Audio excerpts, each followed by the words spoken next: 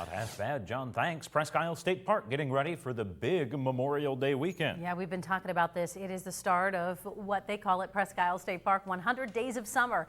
Visitors to the peninsula will notice that the beaches did experience a lot of erosion over the winter months since ice never formed on the bay or the lake. And after seasons of high water, you'll also notice if you head out there, a lot of trees down along the park grounds. Now, the state park is still short of a full complement of 55 lifeguards. They have about 40 right now, and they have more than last summer. They had somewhere in the 30s last summer, and they do expect to have 3 beaches open for swimming this upcoming weekend.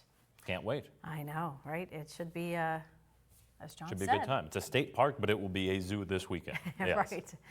All right, not only is it holiday season, but it is construction season. And tonight we're following the highway traffic news after a child died and several other people were rushed to the hospital after that deadly pileup on Interstate 90 on Monday. That pileup is one of a string of crashes in the area just as Memorial Day travel season begins. We talked today to first responders from the Presque Fire Company. They say they've seen a big increase in crashes since construction began out there along I-90.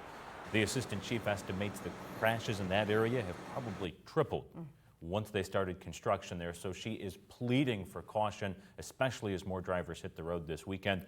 One moment of distraction, someone could wind up dead. It's just not worth it. You have to be extra careful. It literally. Those lanes get so narrow. They do. Yep. And it can take only a second. Right. You can't replace people. You have to be careful. And a firefighter in California rescued his own son from potentially drowning. We showed you this video at the top of the newscast. It's so good, we're going to show you it again.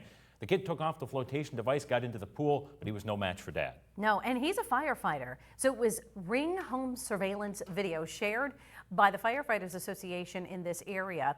It's a Firefighters Association Local 2342, shows that a fire engineer and paramedic, Zachary Petit's 1-year-old son, Cole, stood by the side of a backyard pool, and the boy removed that flotation device.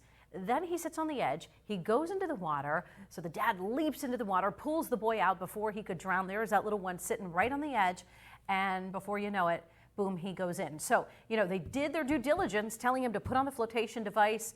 The kid took it off. Dad got him right in the nick of time.